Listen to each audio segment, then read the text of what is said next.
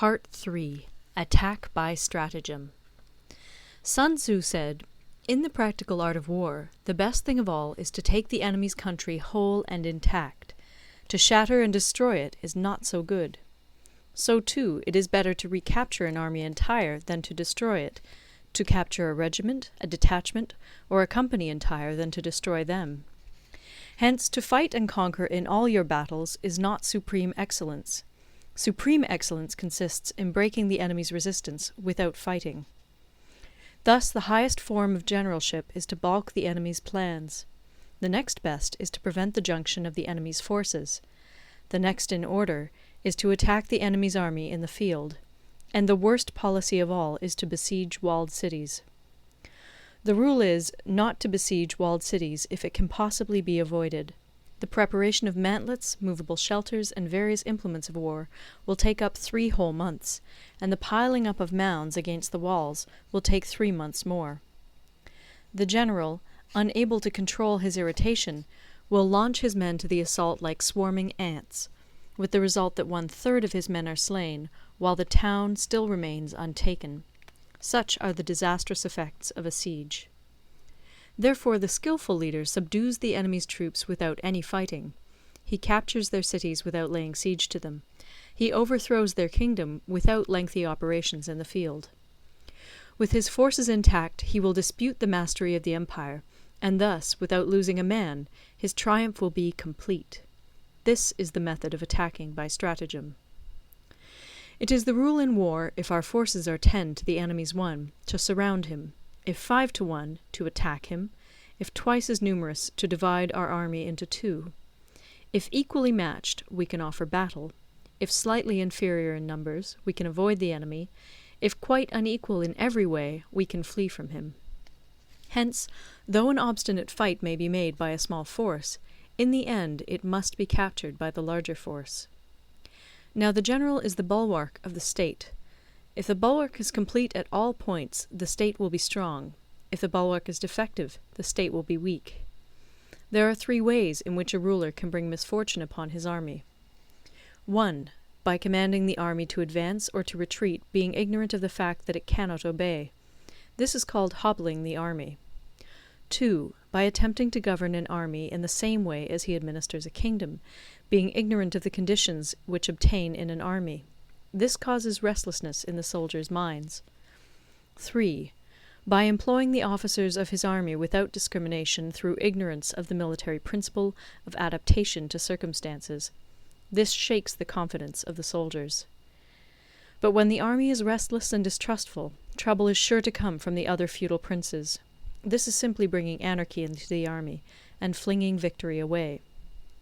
Thus we may know that there are 5 essentials for victory. 1. He will win who knows when to fight and when not to fight. 2. He will win who knows how to handle both superior and inferior forces. 3. He will win whose army is animated by the same spirit throughout all its ranks. 4. He will win who, prepared himself, waits to take the enemy unprepared. 5. He will win who has military capacity and is not interfered with by the sovereign. Hence the saying, if you know the enemy and know yourself, you need not fear the result of 100 battles. If you know yourself, but not the enemy, for every victory gained you will also suffer a defeat. If you know neither the enemy nor yourself, you will succumb in every battle. End of Part 3.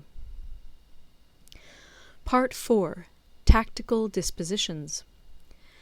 Sun Tzu said, "The good fighters of old first put themselves beyond the possibility of defeat, and then waited for an opportunity of defeating the enemy. To secure ourselves against defeat lies in our own hands, but the opportunity of defeating the enemy is provided by the enemy himself. Thus the good fighter is able to secure himself against defeat, but cannot make certain of defeating the enemy. Hence the saying, one may know how to conquer without being able to do it." Security against defeat implies defensive tactics. Ability to defeat the enemy means taking the offensive.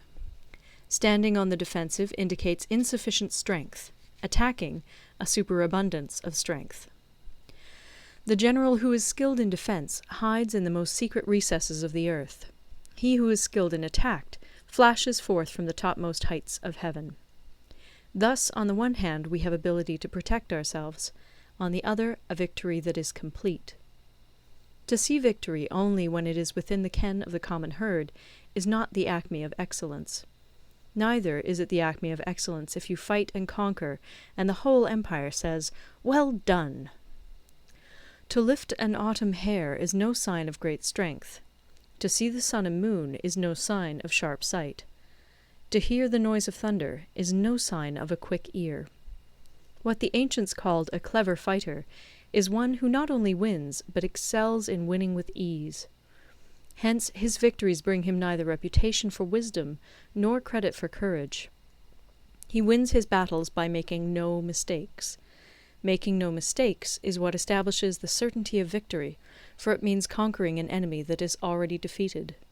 Hence the skillful fighter puts himself into a position which makes defeat impossible, and does not miss the moment for defeating the enemy. Thus it is that in war the victorious strategist only seeks battle after the victory has been won, whereas he who is destined to defeat first fights and afterwards looks for victory. The consummate leader cultivates the moral law and strictly adheres to method and discipline. Thus it is in his power to control success. In respect of military method we have, firstly, measurement, secondly, estimation of quantity, thirdly, calculation, fourthly, balancing of chances, fifthly, victory. Measurement owes its existence to earth, estimation of quantity to measurement, calculation to estimation of quantity, balancing of chances to calculation, and victory to balancing of chances. A victorious army opposed to a routed one is as a pound's weight placed in the scale against a single grain. The onrush of a conquering force is like the bursting of pent-up waters into a chasm 1,000 fathoms deep.